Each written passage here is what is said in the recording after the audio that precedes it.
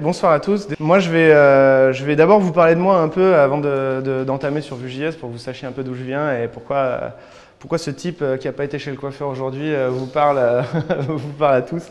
Le sujet, en gros, à la base, je suis sorti d'Epitech. J'ai bossé 1 an pour une boîte dans une agence australienne où, en gros, mon boulot, c'était de créer une team de dev iOS. Donc, j'ai fait pas mal de mobile avant. Et je suis rentré à Paris, j'ai bossé pour une boîte qui s'appelle Stupeflix, qui a été rachetée en 2016 par GoPro. On faisait du montage vidéo en ligne. Je faisais partie des premiers devs iOS de cette team. Ensuite, à l'issue de ce rachat, j'ai monté une boîte qui s'appelle Nuage, qui faisait de la gestion de nom de domaine. Les gens qui m'ont reconnu. J'ai créé une boîte qui s'appelle Nuage, qui faisait de la gestion de nom de domaine pour les entreprises. Et on a pas mal poncé les frameworks web notamment. Puis finalement, je suis retourné un peu au monde du freelance parce que moi-même, j'ai été pas mal freelance. Notamment, j'ai fait l'appli iOS des cinémas MK2 à Paris et quelques projets comme ça. Et en fait, j'ai rejoint Comet parce que la vision de Comet était alignée avec la mienne sur le freelance et que j'avais un peu envie de participer un peu à ce changement. Quand je suis arrivé chez Comet, la team de dev front, c'était un dev backend, un dev front-end. Donc en gros, il n'y avait pas beaucoup de solutions disponibles. S'il y avait un mec qui partait en vacances, le projet sur lequel il bossait s'arrêtait. Et on a bien grandi depuis. Je suis arrivé il y a quelques mois déjà. Et en gros, ce que j'ai pu voir d'ores et déjà, c'est que la notion de dev front-end, dev back-end, c'est une notion qui n'existe pas trop dans le monde du mobile. Parce qu'un dev mobile, il fait tout. Il fait du réseau, il fait du modèle, il fait plein de trucs. Donc du coup, cette notion, elle n'existe pas trop. J'ai pu aussi voir que ce qu'on appelle un dev full stack, finalement, c'est un peu une chimère parce que même si je sais faire du front ou du back, je ne suis pas forcément très chaud pour tacler tous les sujets front ou back-end. J'ai forcément une préférence. Et c'est pas parce que je sais faire du front que je suis un dev front. Moi, par exemple, je suis une tanche absolue en intégration. Du coup, est-ce qu'on peut me considérer comme un dev front parce que je sais faire du Vue? Ça, c'est une question ouverte. Voilà. Je vous parle ce soir de Vue.js parce que Vue.js, c'est donc un framework front qui nous a aidé à tacler un sujet chez Comet. Un sujet d'ownership de code et ce genre de choses. Donc en gros, Vue.js, c'est un framework qui a été créé en 2014 par un mec qui s'appelle Evan You, qui est un ancien de chez Google, qui a beaucoup bossé pour des frameworks pour Meteor notamment. Et en gros, il s'est posé cette question, il bossait beaucoup avec Angular à l'époque, Angular JS, donc la V1 de Angular, qui est bien décrié aujourd'hui, mais qui reste quand même un framework probablement un des plus utilisés du marché sur le front. En tout cas, il y a 6 mois, c'était probablement un des frameworks les plus utilisés en front. Et en gros, lui, quand il s'est posé pour dire Angular est cool, mais j'ai envie d'en faire quelque chose, quand il s'est posé pour créer Vue.js, il s'est vraiment posé dans une optique Angular est vraiment cool, il y a des bonnes choses dans Angular. Comment on peut faire pour enlever le superflu d'Angular et en faire un truc vraiment optime? Avant de partir sur le sujet de pourquoi chez Comet on fait du Vue, il faut voir un peu quelle est la mission d'un CTO. Alors, c'est un peu, c'est vraiment une réflexion ouverte. Moi, en gros, pour moi, la définition d'un CTO, c'est quelqu'un qui est censé garantir la continuité de l'effort technique au service du produit. Ce que j'appelle le produit, c'est plutôt l'aspect business du produit.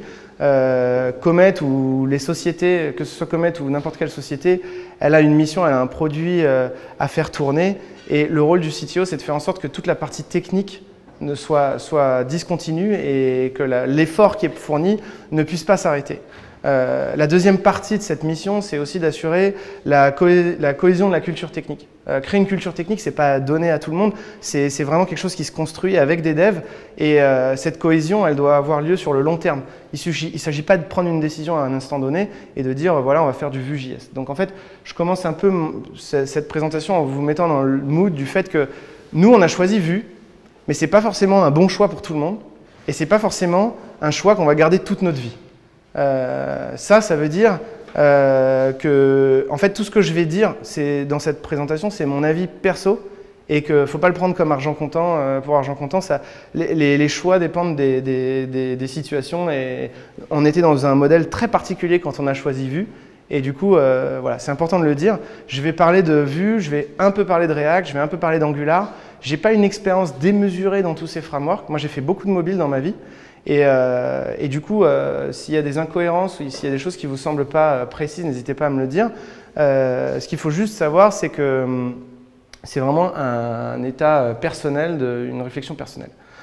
Donc en gros, quand on a commencé à parler de choisir un framework, moi quand je suis arrivé, il y avait déjà un dev front, un dev back dans ce que j'ai dit.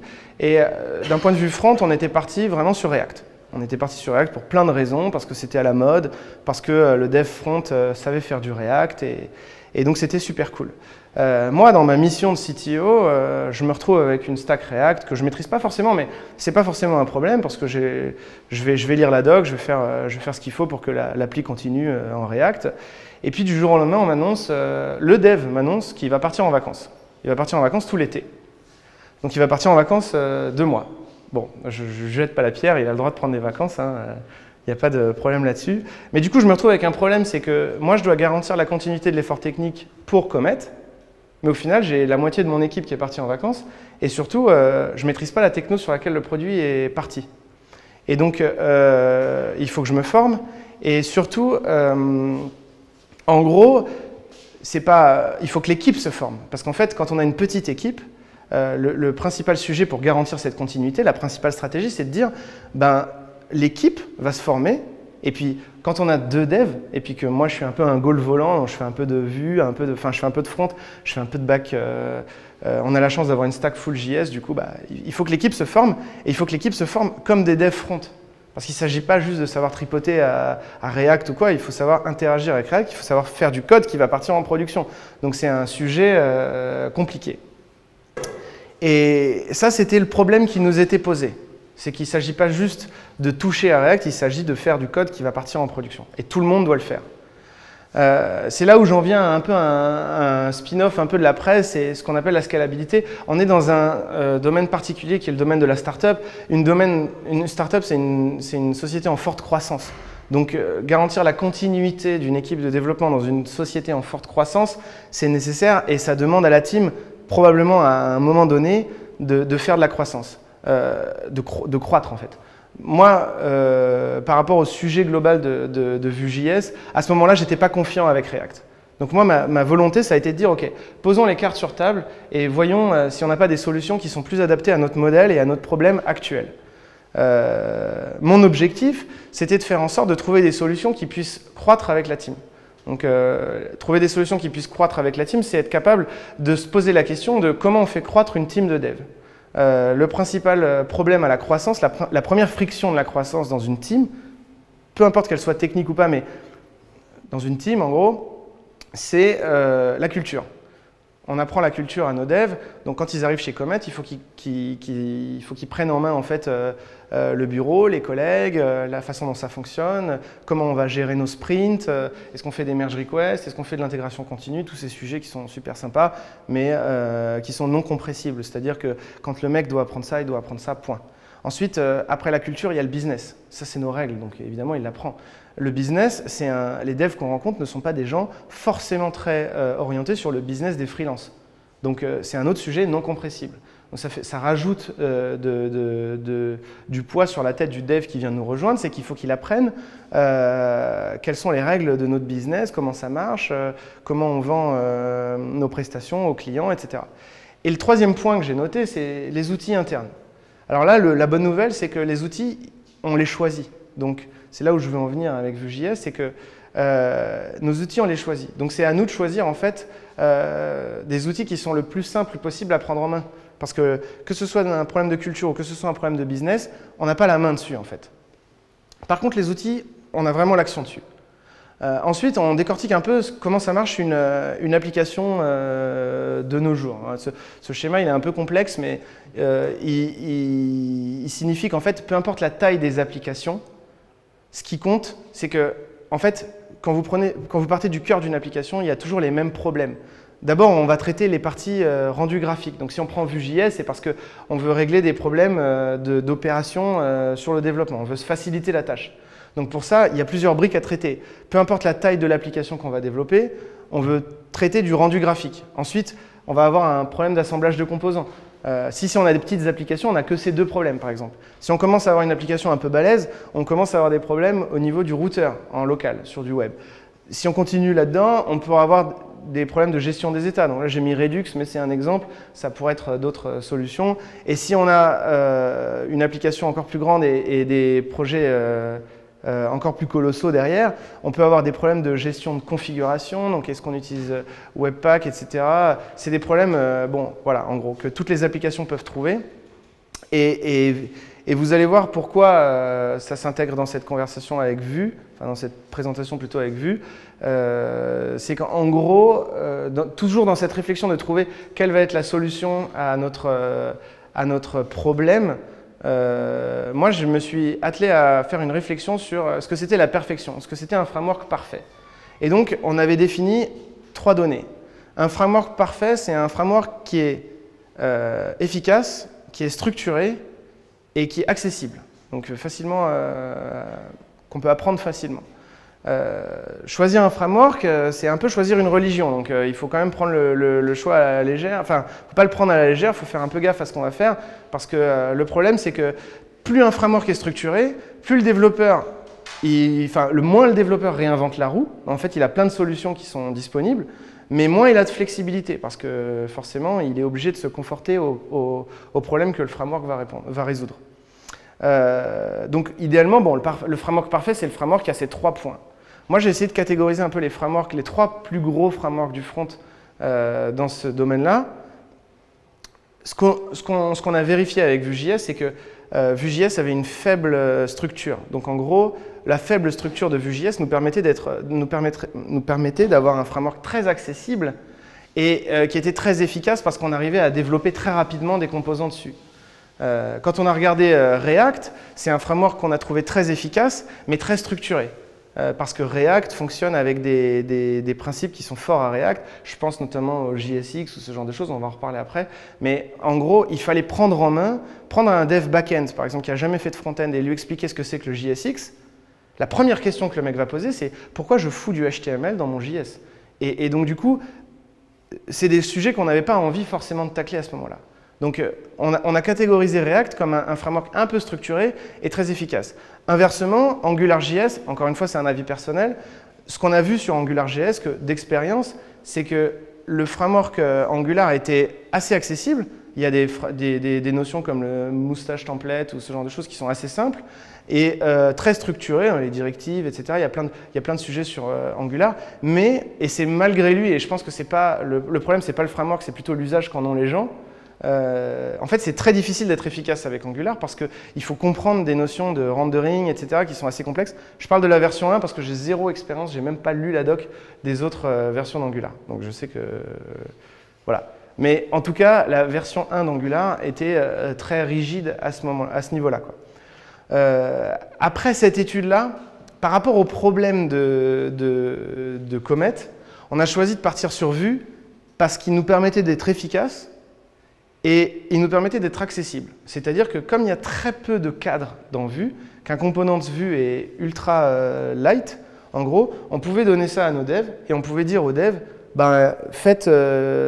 commencez à bosser et faites du code qu'on pourrait mettre en production hyper rapidement. Et du coup, c'est un truc qui a marché tout de suite en fait. Ce qui se passe aujourd'hui, c'est que la team de Comet, c'est une team de bientôt 6 voire 7 personnes et qu'aujourd'hui on a adopté Vue complètement et nos devs front et nos devs back connaissent Vue.js. Et ça, après on peut discuter de tout ce qu'on veut, mais ce qui est indéniable, c'est que la prise en main de Vue, elle a été immédiate et qu'il faut, avec l'expérience de l'avoir… on a même des devs qui postulent chez nous et qui n'ont jamais fait de Vue et au final on leur fait un test Vue.js et ils réussissent le test Vue.js. Alors notre test n'était pas ultra compliqué, mais on est très critique par rapport à la qualité du code. Et en fait, ces gens-là réussissent le test Vue.js et ce qu'on observe, c'est qu'en fait, ils ont pris du plaisir à apprendre Vue.js. Et ils ont pris du plaisir à manipuler un framework ultra light et assez bien conçu. Du coup, pour nous, c'est un succès. On a vraiment choisi Vue.js uniquement pour ce critère-là, parce que c'était le meilleur moyen de donner de la compétence à nos devs et d'être capable de scaler une team très rapidement sans avoir à leur faire lire une doc longue comme le bras, en plus de tout ce qu'ils ont à apprendre quand ils rejoignent une team de dev. Bon voilà, en gros, un des principaux composants de Vue.js, je voulais pas faire un talk très technique où on faisait des live coding ou des trucs ou des machins, donc on pourra en discuter largement après de partie tech, mais je trouvais que le format n'était pas forcément cool, j'avais pas envie de faire un talk d'1 heure non plus, donc c'est assez court, ça va être assez rapide. Mais en gros, voilà, j'ai pris un sujet qui était le sujet qui fait peur aux gens la plupart du temps quand on parle de Vue.js, c'est ce qu'ils appellent le single file component. Alors cette slide, elle n'est pas trop traduite parce qu'il y a des concepts qui sont propres à des concepts techniques. Je n'ai pas voulu les traduire parce que je ne voulais pas perdre l'essence du truc.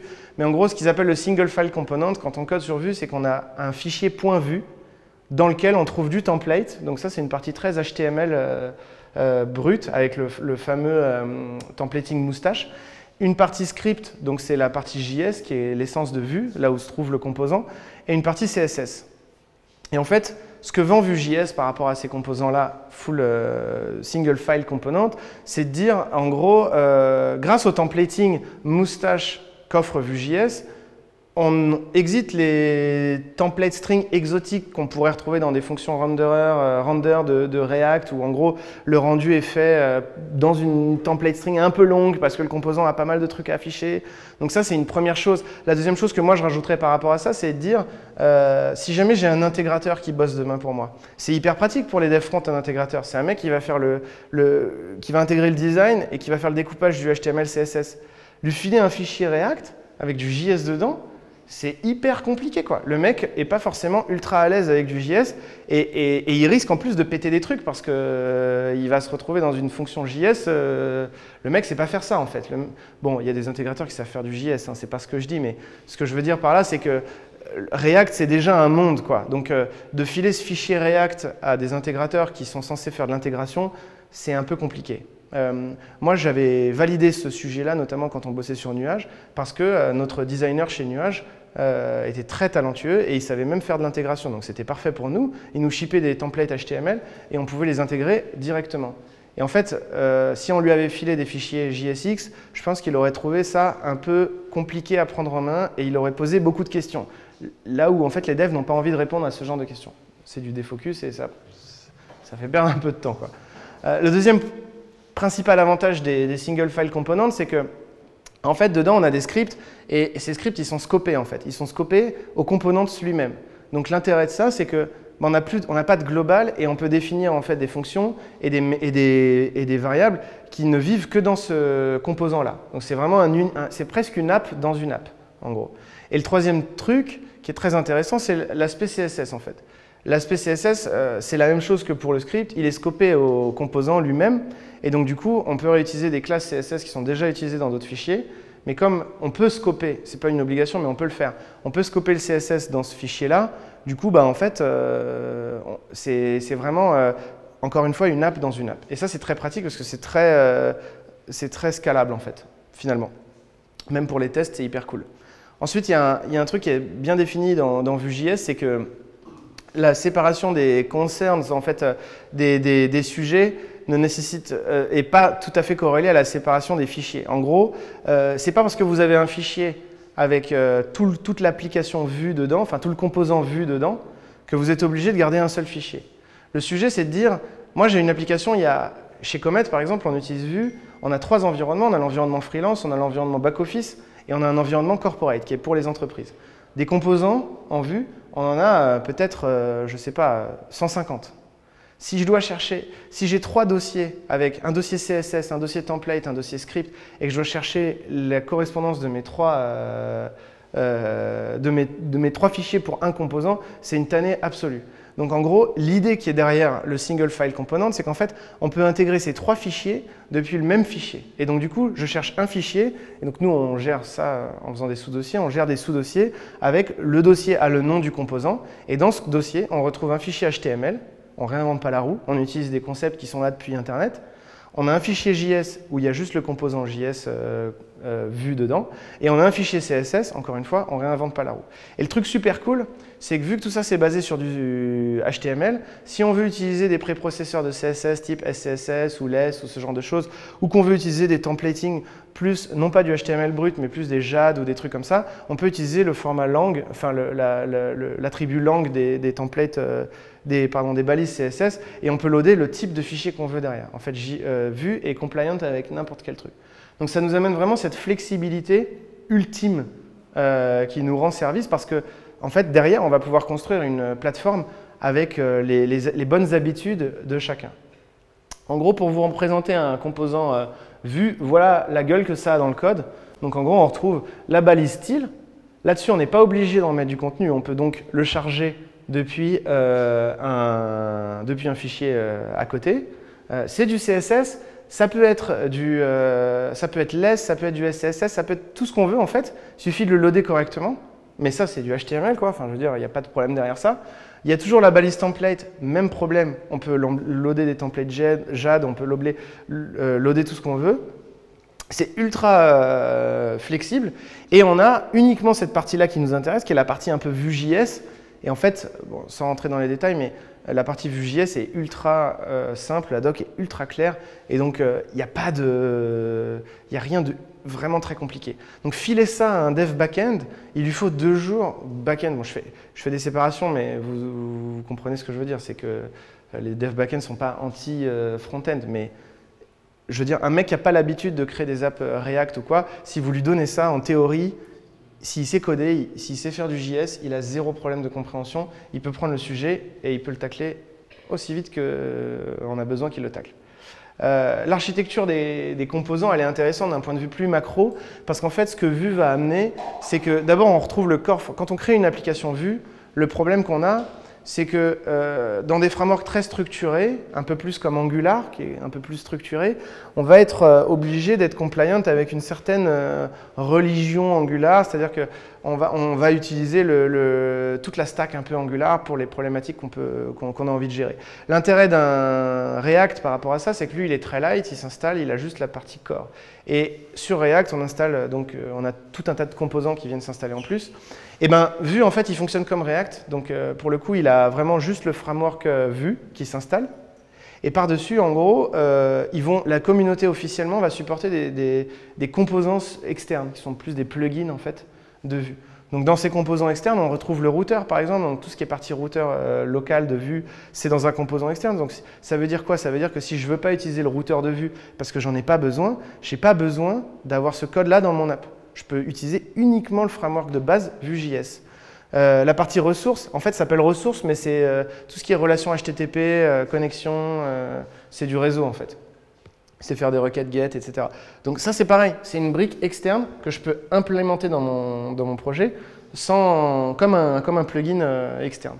Vuex, c'est pareil. En fait, Vuex, c'est l'équivalent de Redux. Ils ont créé un Vuex qui est une sorte de machine à état pour gérer tous les états de la data d'une application.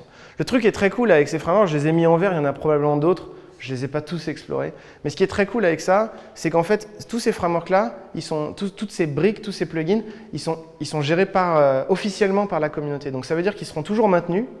Moi, quand je faisais du dev iOS, on avait eu la bonne idée une fois d'avoir installé dans notre application un truc qui s'appelait ASI, HTTP Network. Et en fait, ce truc, c'était une lib pour gérer un peu mieux les connexions réseau d'une application iOS. Et ce qui s'est passé, c'est qu'un jour, la communauté de superbes supporters qu'il y avait derrière a juste décidé d'arrêter de supporter ce projet. Et on s'est retrouvé avec un truc qui était outdated dans l'appli, qui n'était plus jamais mis à jour. Et quand il a fallu switcher, c'était vraiment très pénible. Et donc, j'attire l'attention sur le fait que ces composants soient supportés officiellement par la communauté. Ça veut dire que si un jour Vue s'arrête, ces composants vont s'arrêter, mais pas avant. Et donc, du coup, il n'y a aucune chance qu'on se retrouve avec un Vuex, par exemple, qui soit plus du tout maintenu par la communauté. Et ça, c'est hyper rassurant, à la fois d'un point de vue dev, mais encore plus d'un point de vue CTO, parce qu'on se dit, c'est des problèmes qui ne seront pas là demain, quoi. Donc ça, c'est vraiment ultra cool pour nous. Voilà.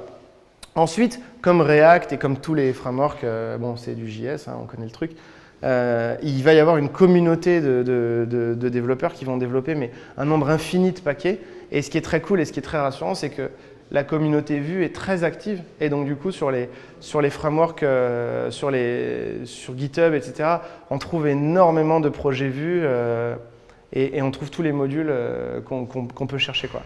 Voilà. Donc en gros, le retour d'expérience que nous, on en a de Vue, pour l'avoir testé, c'est qu'on n'a pas du tout kiffé le fait qu'il n'y ait pas de normes.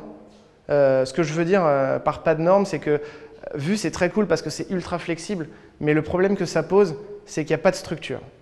Les composants, on peut les utiliser n'importe comment, c'est ultra light et du coup, c'est facile de faire vraiment des trucs ignobles. Et donc quand on dev tout seul, c'est une chose. Quand on dev en équipe, c'est compliqué parce que forcément, il faut se mettre sur la même corde. Et ce qu'on veut idéalement, c'est coder comme une seule personne, quoi.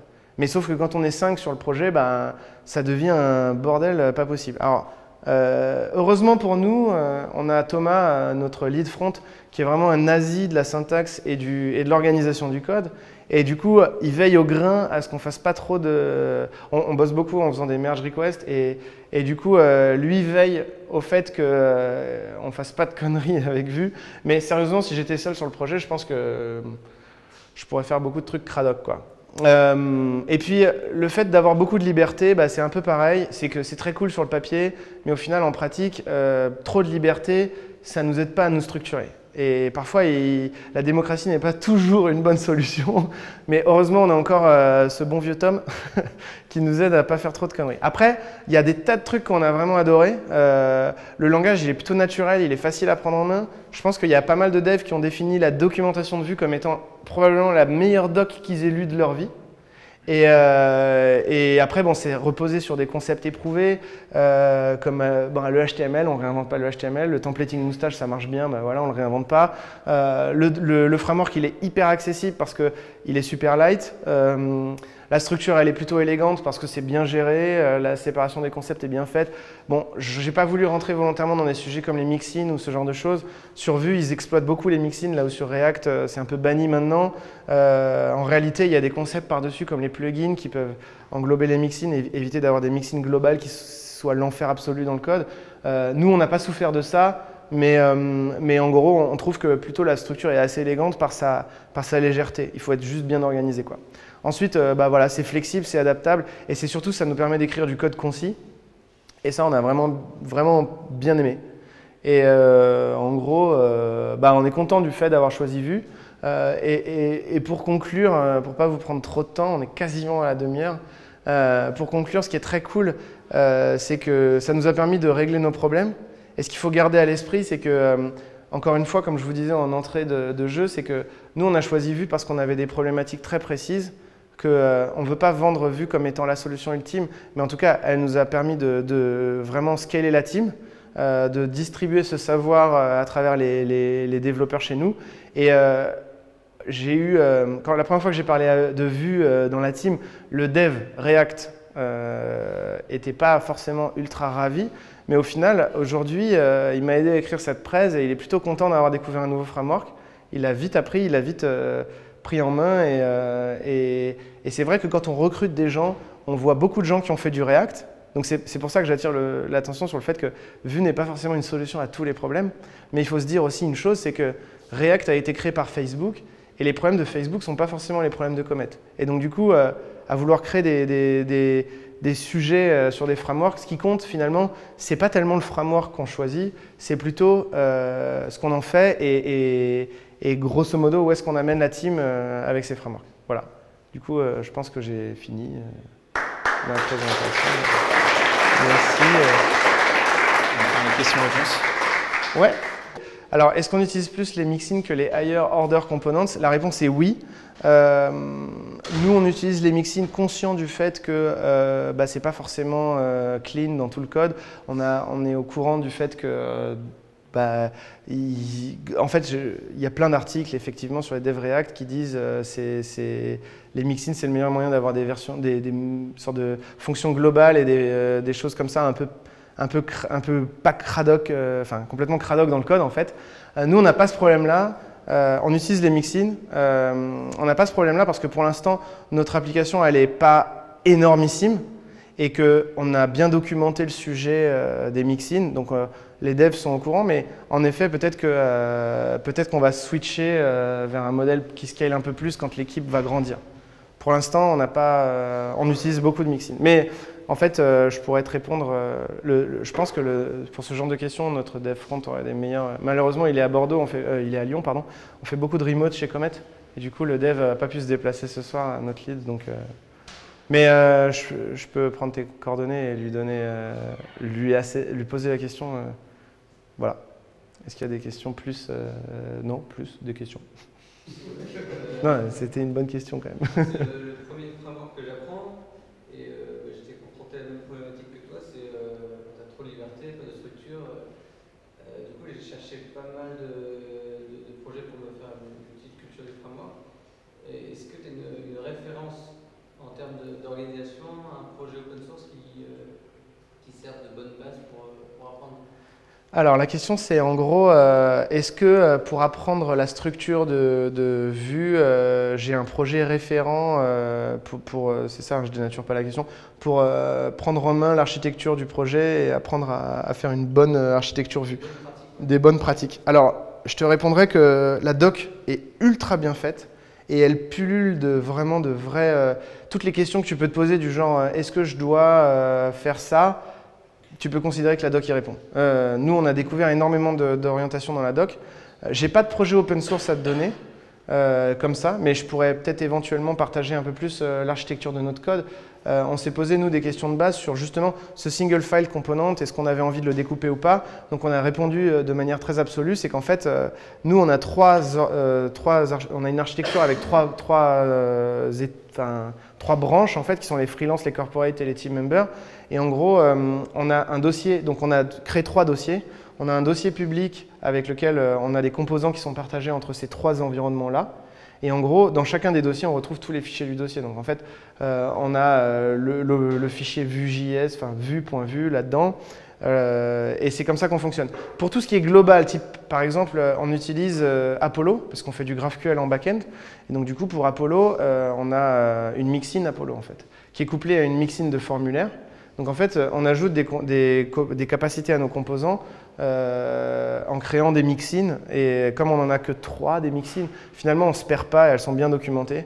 Finalement on ne se perd pas là-dedans. Donc en fait, nous on a essayé on n'a pas rencontré ce problème de mixin. En fait, je réponds aux 2 questions en même temps, mais on n'a pas rencontré vraiment ce problème de mixin pour l'instant. Et puis pour structurer le projet, en fait, on a pris un problème simple de dire on regroupe tous les œufs dans le même panier et puis on fait n paniers et on s'y retrouvé les œufs à chaque fois. Ce qui peut être cool, c'est peut-être que dans le live, on rajoutera peut-être des points vers la documentation là où ça peut t'aider à trouver une architecture pour ton projet. Mais franchement, la doc de Comet est vraiment ultra sharp et très très bien faite, quoi. Dedans, il y a vraiment toutes les questions que vous pouvez vous poser sur ce genre de sujet. Nous, le routeur, on a des sujets sur le routeur. Et en fait, Vue routeur, bam, il y a une doc ultra précise. C'est comme si elle était dans la pièce au moment où on parlait et qu'elle répondait à nos questions. Enfin, est-ce qu'il y a d'autres questions? Oui. Si je peux me permettre, pour répondre à la question là, en plus de la doc qui, comme il dit, est vraiment béton, moi, si je peux recommander un bouquin, il faut lire anglais, c'est le bouquin d'Olga Filipova sur Vue. Voilà. Ok. Olga Filipova, en termes de bonnes pratiques, il y a toutes les réponses. Donc, je dis pour les internautes. Les internautes. Olga Filipova. Olga Filipova a écrit un livre. Vue.js 2, voilà. Ok. Learning Vue.js 2. Très bien. Ça sera répété aux internautes. Enfin, ils l'entendent. Hein. Est-ce qu'il y avait une autre question? Ouais. Oui, est-ce que Vue.js, ça gère juste l'interface graphique ou est-ce que ça gère aussi les bases de données? Est-ce que Vue.js gère l'interface graphique ou est-ce que Vue.js gère aussi les bases de données? Ça dépend ce qu'on appelle une base de données. Vue.js, c'est vraiment un framework très front. Donc, sa principale mission, c'est d'aider le développeur à faire une application front. Nous, les bases de données, on les gère par une API, donc c'est un back-end. En gros, ce qu'on pourrait appeler une base de données, même si ce n'est pas vraiment le cas, c'est une partie qui s'appelle Vuex. Vuex, c'est Redux, en gros, c'est un équivalent de Redux à Vue.js.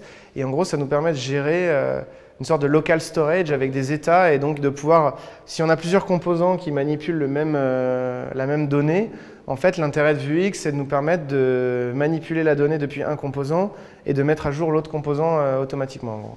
C'est vraiment comme ça que c'est conçu. Après, des bases de données, moi je connais pas de façon de gérer de la base de données avec Vue. C'est plus le rôle du back-end chez nous en tout cas. C'est comme ça que c'est architecturé, quoi. Je sais pas si j'ai répondu à la question. J'ai une question. Oui. Tu as parlé d'Apollo tout à l'heure. Ouais. Et du coup, c'est tiré Redux avec ou il y a une intégration spéciale avec Nous, alors j'ai parlé d'Apollo, je répète pour les internautes, on va bien former. J'ai parlé d'Apollo et la question c'est est-ce que ça tire Redux avec non, nous on utilise Apollo seul. C'est une version de Apollo qui s'intègre avec Vue, mais c'est une version officielle supportée par Apollo. Et pour ceux qui ne connaissent pas Apollo, c'est un client GraphQL. Donc c'est vraiment une partie de la lib qui va s'intégrer dans Vue et qui va nous permettre de faire des requêtes aisément GraphQL. Ça ajoute notamment une extension qui s'appelle GQL qui nous permet de faire des fichiers qui ressemblent beaucoup. Bon, je ne rentre pas dans GraphQL, mais ça ressemble beaucoup à du JSON et ça nous permet de requêter la base de données avec ces fichiers JSON. Et donc en fait, non, nous on utilise Apollo seul. Il n'y a pas de gestion de Redux. Et d'ailleurs, en fait, la question a été posée. Oui. En fait, je pose la question dans le sens où la version React, parce que je connais la version React, Ouais. elle embarque Redux D'accord. en tant que dépendance. Et Alors, donc, du coup, je m'interrogeais par rapport à que tu puisses avoir Vuex. Et en fait, derrière, quelque part, dans un point caché, Redux pour Apollo. Alors, du coup, la question, c'est plutôt dans le sens, la version React de Apollo embarque Redux, qui est donc la machine, enfin, le gestionnaire d'état de React. Nous, on n'a pas ça, parce que, alors je pense, j'ai pas la certitude, mais je pense que Apollo a été bundlé pour Vue sans Redux. J'imagine que ça doit être le cas aussi pour React. Ça reste à confirmer, mais j'imagine. Et nous, on utilise Apollo sans Redux et sans gestionnaire d'état. Parce qu'on a choisi d'utiliser Vuex. Et on a choisi d'utiliser Vuex parce que ça faisait partie du framework Vue et que du coup, c'était un composant officiel supporté par Vue. Et on préférait rester collé aux composants officiels Vue. Plutôt que de… Même si Redux est un truc monstrueux comme Apollo, d'ailleurs, j'imagine pas une seule seconde que Redux ne sera pas supporté dans les jours qui viennent. Donc, il n'y a pas tellement de… Mais bon, c'était pour être plus compliant, plus cohérent avec le reste de l'app, quoi. Est-ce qu'il y a d'autres questions Ouais. Et du coup, sur React, il y a ce qui s'appelle Next pour faire un peu de la partie… Ouais. serveur, du coup, on peut, mettons, avoir un CMS du coup, avec des données qui sont cachées derrière. Donc c'est du server-side rendering ou… Ouais. Et du coup, est-ce que vous avez envisagé le port en Next Ouais, alors on ne l'a pas envisagé tout de suite. C'est une question qui ferait rire, je pense, nos devs front et back-end qui ne nous écoutent pas d'ailleurs, mais… il y a eu une grosse bataille récemment sur ça, sur la perf, etc., sur plein de trucs. On ne l'a pas envisagé pour l'instant parce que on a envie de scaler assez rapidement. Pour l'instant, on a des problématiques qui sont plus… en fait, on ne veut pas se créer des problèmes pour l'instant. Et l'intérêt d'avoir une application qui est client-side rendering, c'est qu'on n'a pas à gérer l'infra qu'il y a derrière. On est une petite team, on est des devs, on n'a pas envie de se créer ces problèmes d'infrastructure pour l'instant. Mais on sait que Vue.js supporte complètement le server-side rendering. D'ailleurs, il y a une brique entière de la documentation qui est dédiée à ça. Et c'est natif, si je puis dire, dans le langage. Donc, encore une fois, la doc a vraiment un nombre énorme de réponses sur ce genre de questions. On sait que c'est possible avec Vue et peut-être qu'un jour ce sera un sujet chez Comet. Pour l'instant, on est vraiment très occupé à construire la fin de la plateforme. Ça signifie que vous n'avez pas beaucoup de problèmes de SEO? Pour l'instant, non, parce qu'en fait, on est très applicatif. Donc en fait, on a une partie landing où elle est codée en brut, quoi. Donc en fait, on a le SEO qui est là-dessus. Après, l'application Vue, elle tourne pour vraiment l'applicatif. Donc derrière, On n'a pas de problème de SEO en effet, parce que ça n'a pas de sens de mettre du SEO sur cette partie-là de l'appli. Mais c'est un point très juste. Ça, c'est un sujet, ouais. En tout cas, vu le support. Je ne sais pas si j'ai répondu à la question. Cool. J'ai répondu à une de tes questions, c'est cool. Est-ce que quelqu'un a d'autres questions ou on va boire des bières? Non, c'est bon? Bon, bah, cool. Merci à vous.